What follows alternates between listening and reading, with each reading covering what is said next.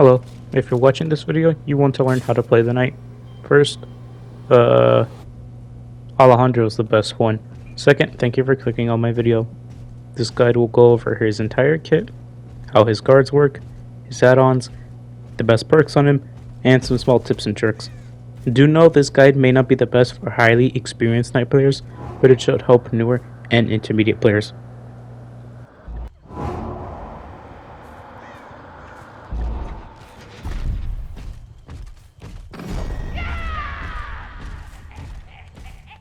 If you already know the basics of the knight's power, feel free to skip this part of the video.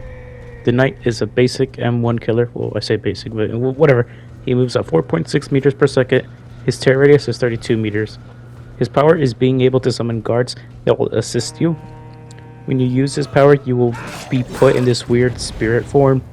While in this form, you move very fast, phase through pallets and windows, and you won't be able to see survivors, but you can hear them.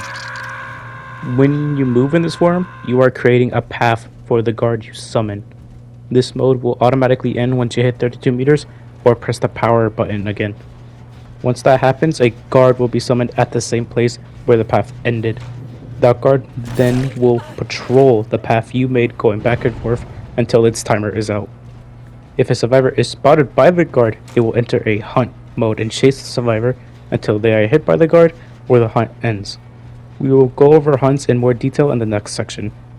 You can also use guards to break walls, pallets, and generators. While in the spirit form, if you're near anything that's breakable, it will be highlighted in white. Hitting the attack button will summon the guard and it will break whatever was highlighted. One last thing before we move on to the specific guards is that the knight will be granted a 5% haste for a specific amount of time depending on how long your patrol path was. The longer the path, the longer the haste will last.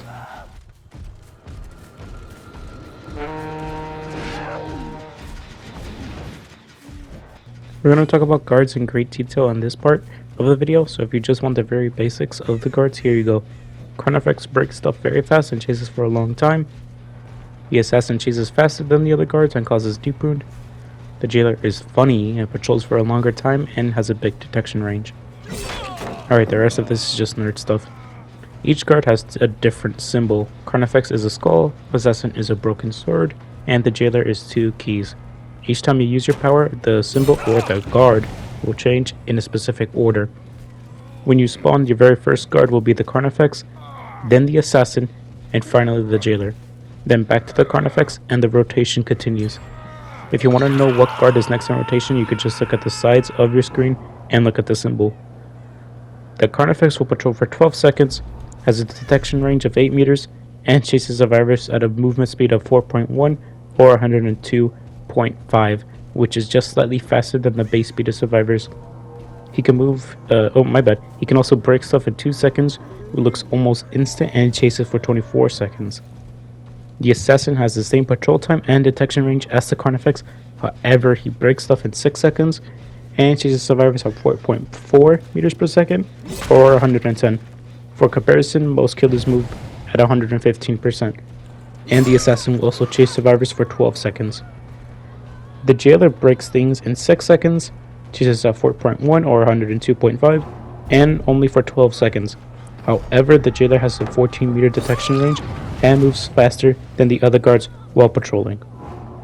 As mentioned before, the Knight will be granted a 5% haste for a specific amount of time depending on how long your patrol path is, but the guards will also start the hunt or chase sooner depending on how long the path is. I won't go into detail about this chase starting mechanic, but just know it's encouraged to make your paths long. One last thing before we move on to add-ons is that the guards will also drop banners where they spotted the survivor. The banner will become active after 5 seconds when the hunt starts, or 10 seconds if it's the Carnifex. When the survivor grabs this banner, the hunt will end, get a big speed boost, and endurance for 3 seconds.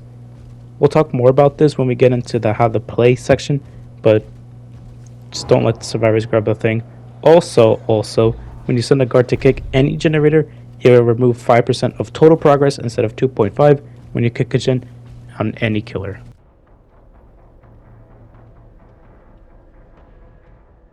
I won't spend too much time talking about the add-ons all night because a lot of them are just meh or just bad. So we're really only going to be talking about 3 of them. The first one you should always or mostly be using is the Map of the Realm. It gives each guard 4 extra meters on their detection range, and you're going to find yourself getting hunts way more often with this add-on. It's highly recommended you bring this almost every match. The best part is that the add-on is low rarity or brown, so you can get a lot of them.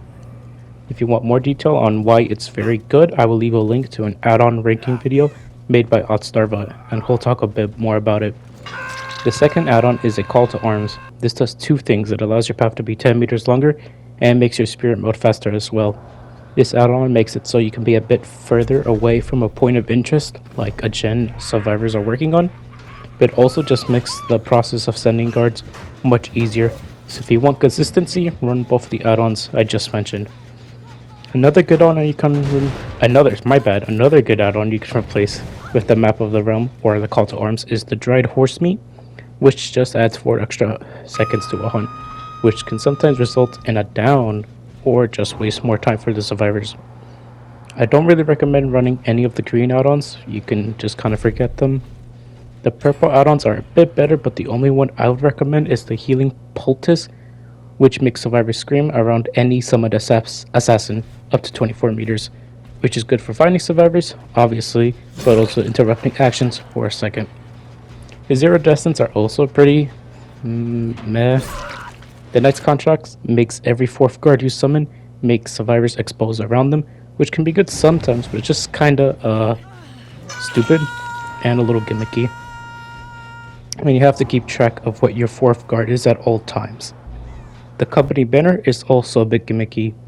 It blocks windows for survivors under certain conditions, which I could tell you which almost basically never affect them.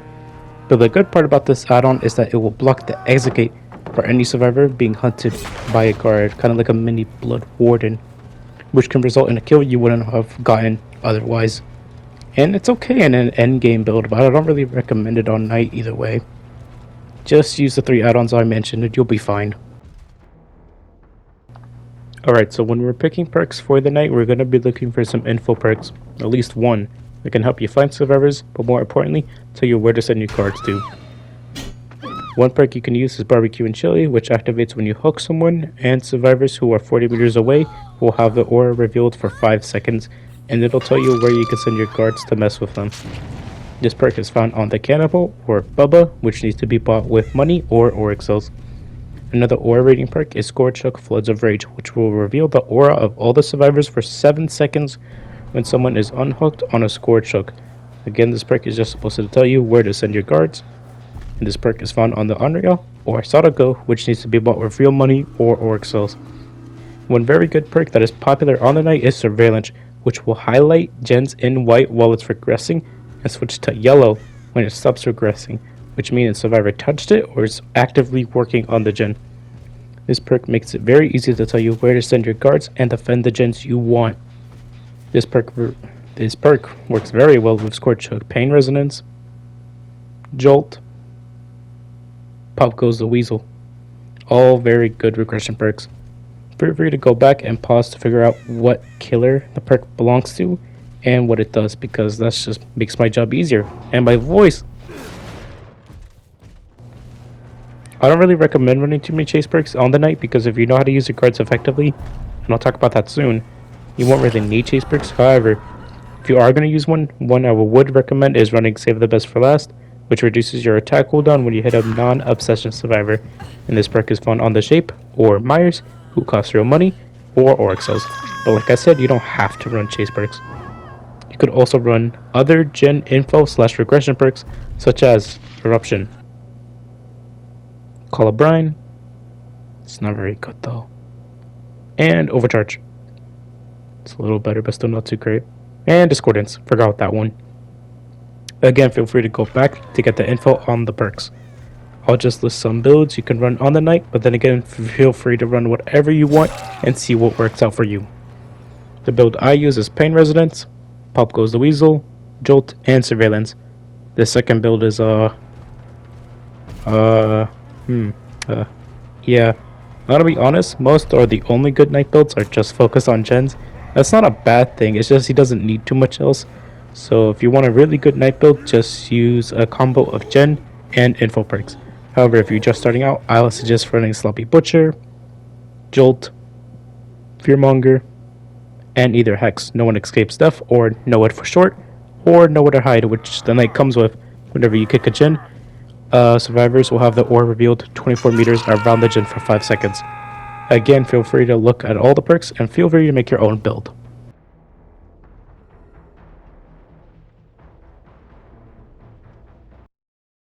Alright, now we can talk about the cool stuff.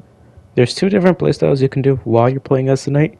You can do this weird sniping playstyle where you can send guards to long distances to mess with survivors and start hunts. But you can also do a more defensive playstyle where you can maybe set 1 guard on a patrol for defense a Jin, a totem, and a choke point. But all 3 Jin. This playstyle is a bit more risky, but it can be a bit more viable, especially on some maps. However, I'm going to be talking about the first playstyle. You always want your guards to do something. If you ran info perks as I suggested, you'll know where survivors will be, and you can send your guards over to them to mess with them. That way you could be doing something, and so will you guard. Don't expect your guards to hit survivors unless you plan on chasing that survivor. The only way survivors will get hit without the help of yourself is if they mess up. If you're chasing with a guard, you'll almost never want to be chasing behind or next to your guard. You always want to be chasing someone ahead of your guard or in the other direction. Because your guard always chases behind the survivor, you want to bottleneck them and basically make them have to get hit no matter what direction they head in. Keep in mind when a guard is chasing a survivor, it follows the path the survivor is taking, so it won't mind game them. So if the survivor does a loop, let's say around a rock, the guard will just follow them normally, and now you look stupid. So just keep an eye on them.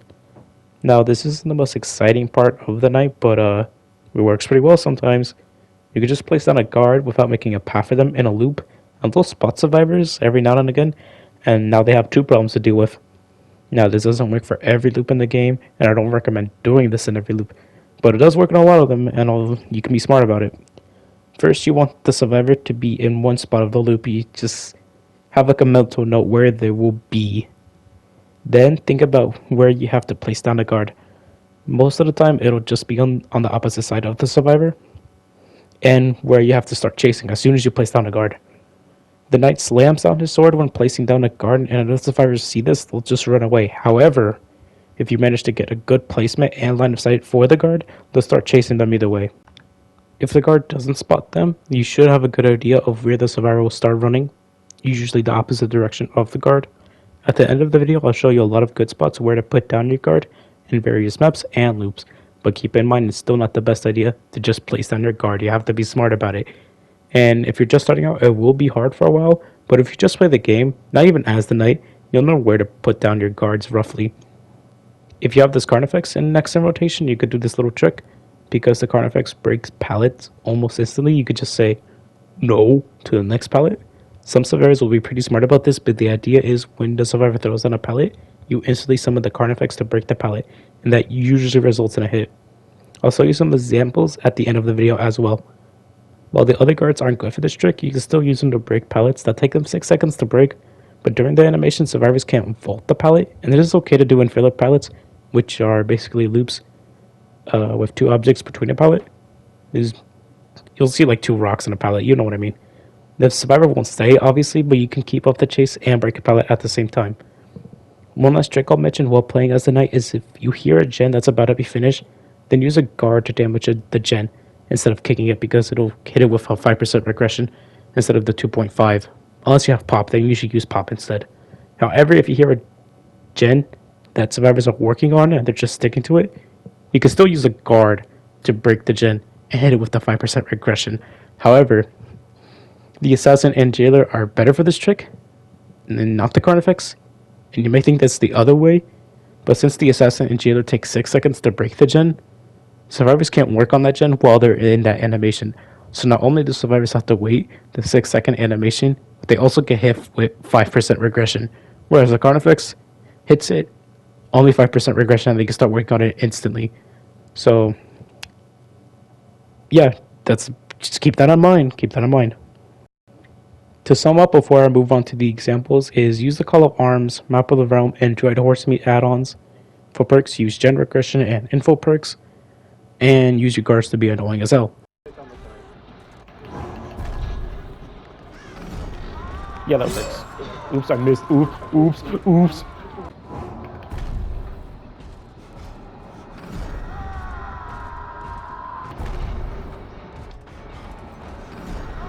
Yep.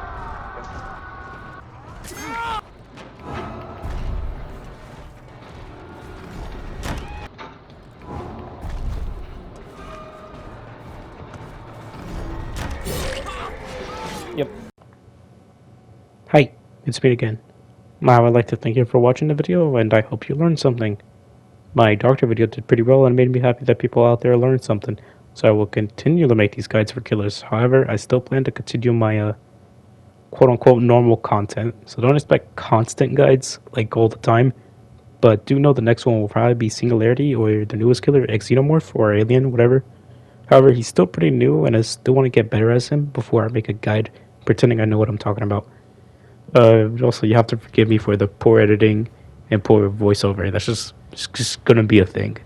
But yeah, thanks for watching my video. I hope you learned something.